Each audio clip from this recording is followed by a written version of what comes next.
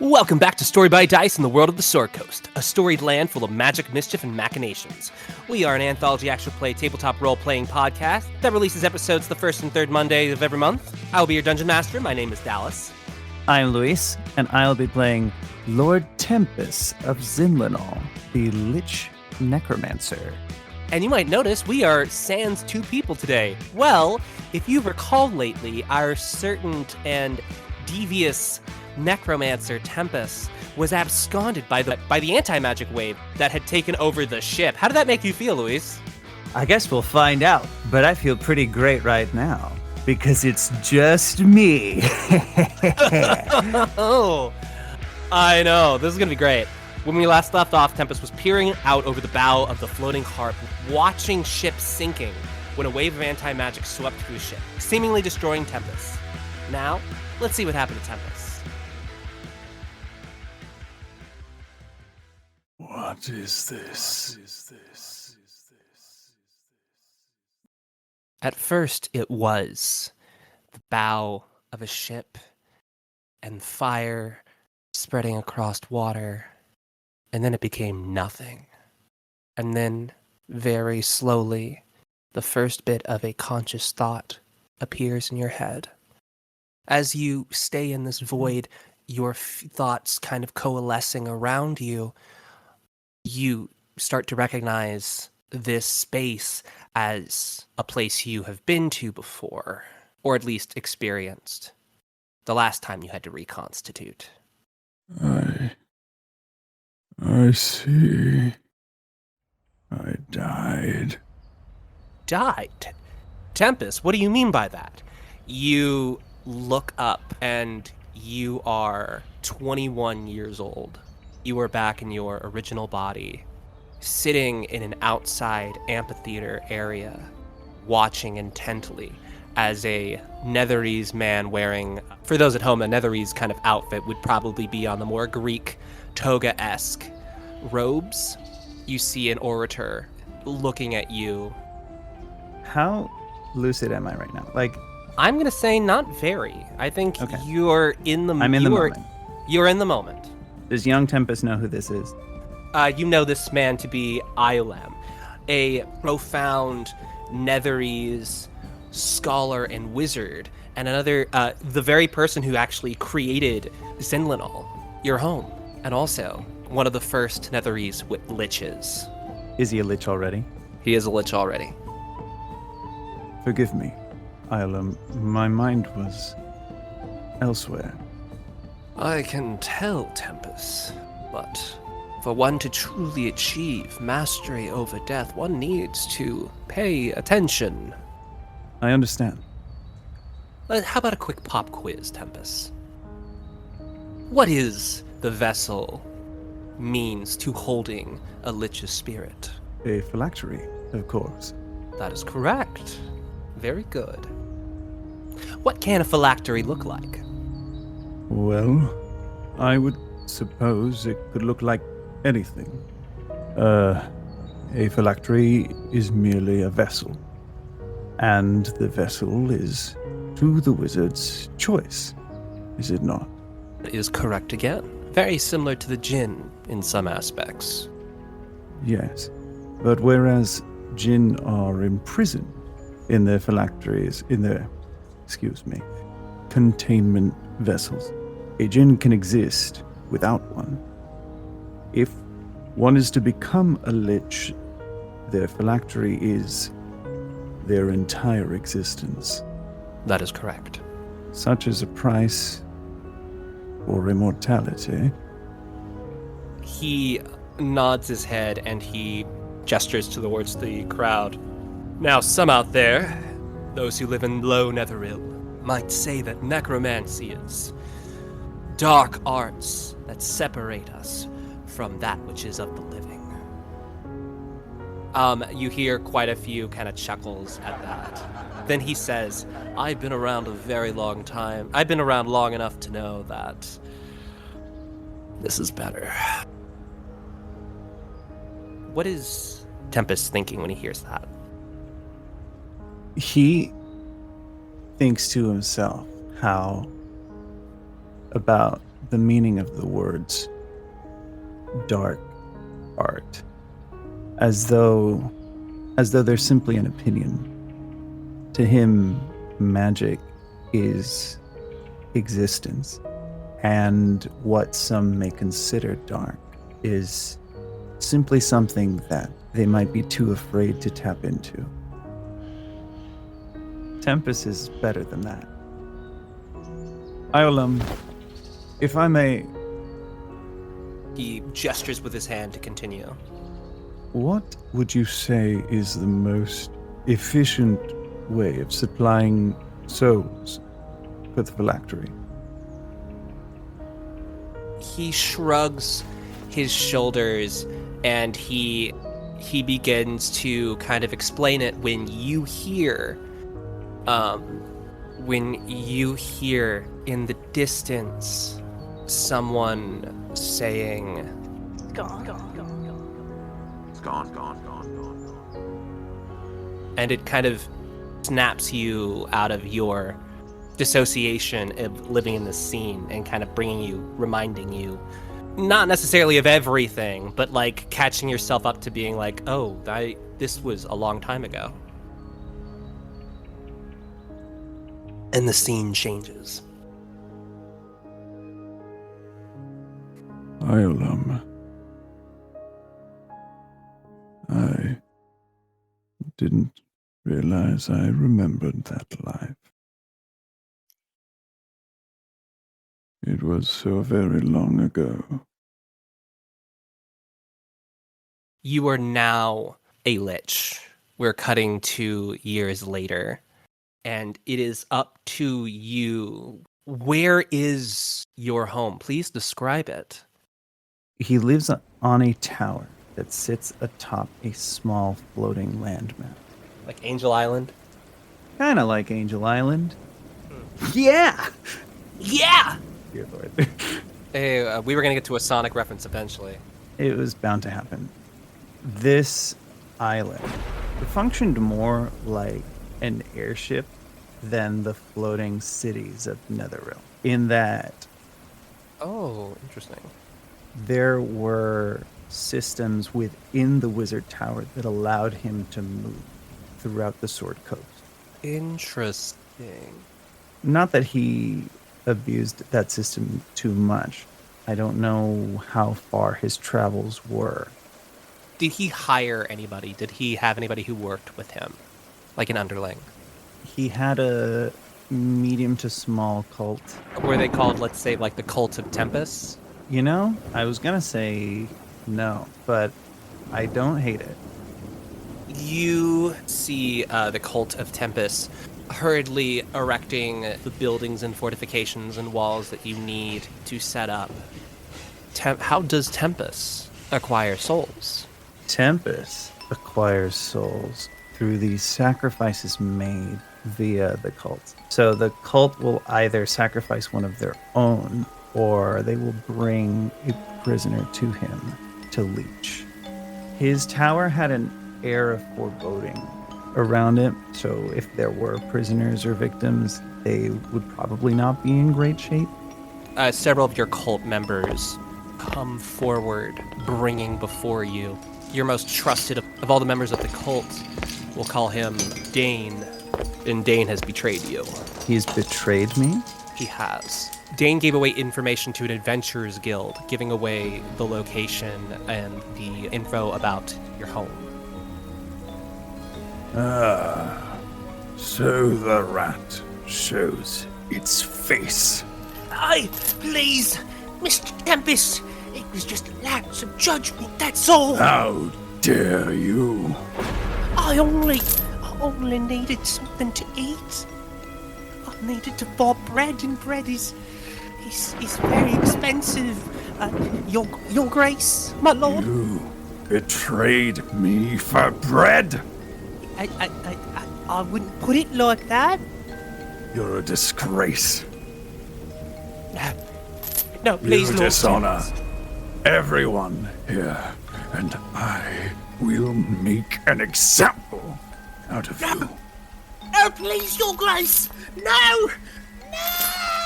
All attend. and observe. Each member silently pulls forward with their eyes, with their heads down in downcast. They can still see. If you ever wish for us to achieve our goals, you will listen to me.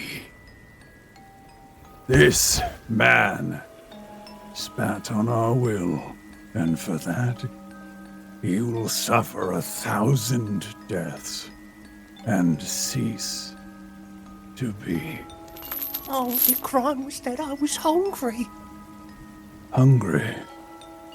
Well, it just so happens that I am hungry as well. Do you want to describe it or shall I? I have a picture in my head. God, this is going to be creepy. This person's on the ground, right? I imagine he was kind of kneeling, begging in supplication. Tempus, this whole time, has sort of been standing on a platform slightly off to the center of this. I'm assuming it's a type of throne room, right? Or a sacrificial room. Yeah. It can be whatever you want it to be. He walks up to Dane.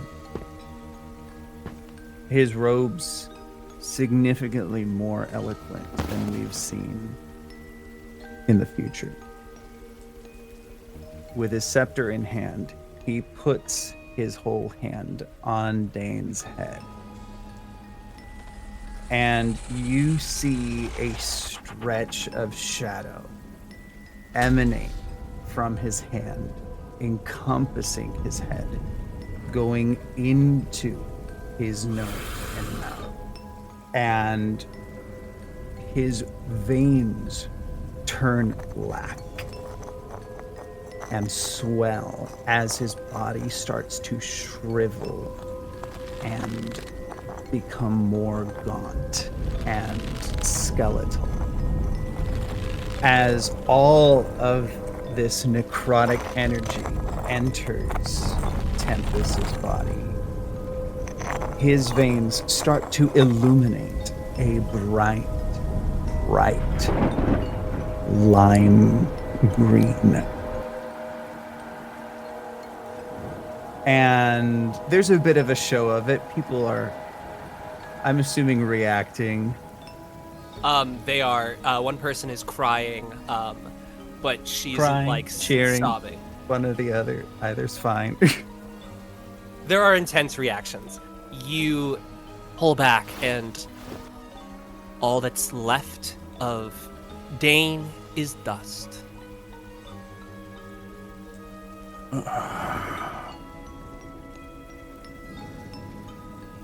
Let that be a lesson to you all. And if you find yourself hungering, perhaps you'll think twice before selling me out. That being said, I am a kind god, and I recognize the mortal need to consume. So, tonight, we shall raid the village of Westwood for all their living stock, and those who prove their loyalty may feast. They all hoop and holler at that, and you hear several all hail Tempuses. And they all start to turn and adjourn from the room. As you look down, thinking about this figure pathetically kneeling in supplication, you think to yourself, did that happen before? Or will that happen again? And then you look around and you see a large pillar with people kneeling against it. And then it disappears. As you recall now that this, too, was a scene long ago, as the scene changes shape. Restructuring. And now, a brief word from our Dungeon Master. Hello, my name is Dallas of Dallas and Dragons. If you've been enjoying my dungeon mastering and you're looking to start your own campaign, I'm available for hire. I'm based in Georgia and I also run games online through Discord. Whether you're brand new or a seasoned group, I'd love to help bring your story to life. Should you want to book me, you can find me on Instagram, TikTok, and Blue Sky under Dallas and Dragons. Dallas and Dragons, let your journey begin. You want even more tabletop chaos? Check out Dungeons and Delusions on Twitch. They're currently playing Baldur's Gate Descended to Avernus every week from 7 to 10:30, and our own player Luis narrates the adventure. That's Dungeons, the letter N, Delusions. See you there. Now, back to the action. What is Tempus thinking about right now? I must focus. I must find the present. The scene shifts, and you see your place, your home, the very place you were worshipped, but now several bodies lay slain on the ground. Even a magic snake has crumbled to its final end as it slams onto your body, as you see several adventurers finishing up their fight. Or as the snake falls onto you, crushing you, you manage to kind of get out. There are 5 adventurers. What do you do? Ooh, what do I do? Yeah, you want me to fill out the scene some more? Hold on. There are 5 adventurers. Can you describe this party? Yes.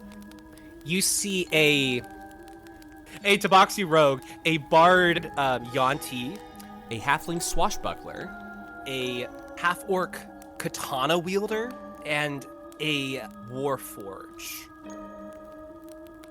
Tempus sneaks out from under the rubble and sees the party.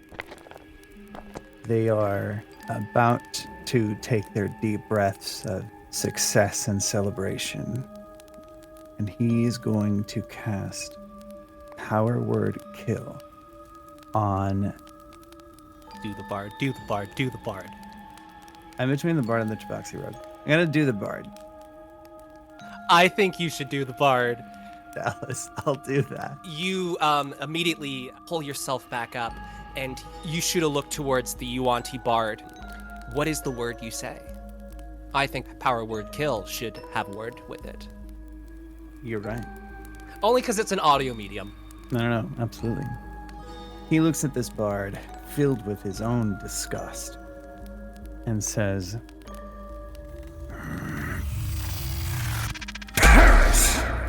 And in an instant, this lizard folk bard, his face starts to peel and burn off. His whole body starts to explode with different fiery flares. Everybody is completely shocked and surprised.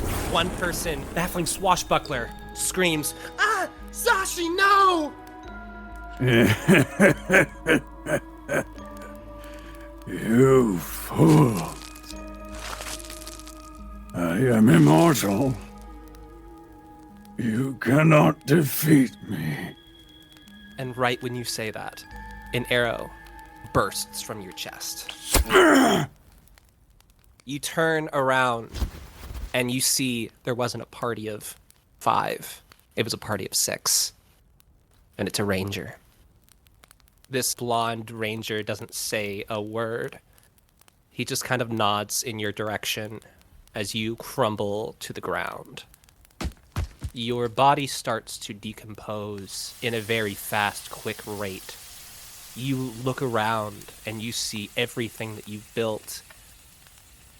You look and you see that you've stumbled down next to one of the corpses, and it is one of your many cult members dead.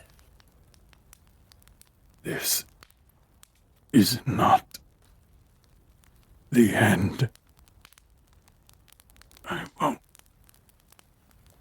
I won't let it end. The Tabaxi rogue looks up to the elf and says, "You want to finish it, Bond?" And the swordsman nods his head, and he comes up and stabs your skull with his sword. And everything goes black. But you remember this isn't the first time. Or this is the first time. This happened a second time. That was the first time. I think you are now cognizant of everything leading up to the anti-magic wave that happened. You are back in a black kind of void, and you hear voices all around you. Voices of your friends, voices of your past, voices of your future. What happens? What do you see? What do you do? What do you think? Blood stain. Tempest tries to focus. Walking by. Have I committed a crime against you? He wants to access his mind palace. I have been. You have your character sheet with you? My whole life. I do. We're going to roll for this. Given a name. I think Okay. it should be a con save. Can you speak? You need to Okay. beat, maybe let's say 16. 16. Realize we haven't rolled at all. I also realized that too. Most of my education was done underneath a genius. Ooh, Is a god, but she is also that is a 16 on the die. All right. With just enough concentration, you manage to conjure a door in front of you. You pull the door open, and as you close it, you feel your soul hunger. And looking around now, you know you need to reconstitute. You haven't had a soul. You haven't eaten any souls. So, the souls have to be fed to the phylactery. Which means you need to be at your phylactery, huh? More or less. Or, I don't think I brought this up to you, but it's something I've been thinking about a lot. The way the Lich works, the souls are fed to the phylactery, which means someone has been keeping Tempus alive. I'll say you need to find your phylactery. You're back in your mind palace, and a pathway opens in front of your very eyes, almost like the castle is kind of restructuring around you. You start to go down this path. But as you do, you see a spectral figure looming from what seems like a distance as it's slowly getting closer. What do you do? What is that? Keeps getting closer. Can I roll Arcana to see if it's a part of me? Yes, you may. Okay. That is a 23. Ooh! It's not a part of you. Okay. Foreign contaminant. What do you do? I'm going to... It's getting closer. Is it like a ball of light? It is a spectral kind of figure, but you're seeing a ball of Spectral light figure. is moving towards you, is getting closer and closer, but the figure seems distant still. I'm going to prepare a shocking grasp. Okay. Or actually, I take it back. Chill touch. Chill touch. Chill. As it gets closer and closer, you stand your ground. In the back, you feel kind of radiances of your phylactery, as you know, if you continue to follow that path, it will lead you back to your phylactery. However, out of all the things about that phylactery, it doesn't feel cold like it's in Icewind Dale. You see these spectral orb kind of appear in front of you now. It is two hands, and they're going to try to grab you. Okay. I will try to avoid that. Then I guess I'll roll then. You narrowly escape out of the grasp of those hands, and as you do, the scene shifts and changes, and you find yourself surrounded on all sides, not by specters of your past, not by horrors from your future, but civilized-looking guests in a kind of meeting room in a very well-decorated chamber. And you see in front of you, you see Laurel Silverhand staring at you and saying the word Lich. And that is where we're going to end tonight's session. Yeah! Will Tempus survive the public revelation that he is a Lich? Find out next time and roll for credits. The Cult of Tempus was voiced by Nikki, Nate, Lindsay, Saja, and Zach of Dungeons and Delusions. Go check out their Twitch stream for more of their content. That's Dungeons, the letter N, Delusions. So that was more, let's just go into Toba's, my gosh. How did that happen? Tempest's backstory. That was fun. That was cool. My throat hurts. Can't imagine why. I have a cold. I don't know if you could tell. I couldn't, but everybody's getting a cold now. Everybody's sick at the moment. It's crazy. It was fun Hi. to do like a younger Tempest and a more like straight up evil villain Tempest.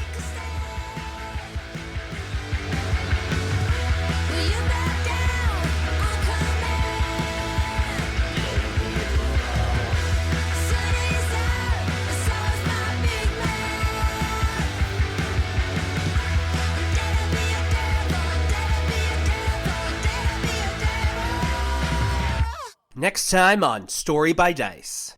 Mist, you're back! Oh, lovely, you're all here. I'm sorry, but how did you come about to be a Lich again? Tobazine has to make a Toba call. The name is George. George, where do I go, George? George, I cannot say it's a pleasure to see you, Nilo.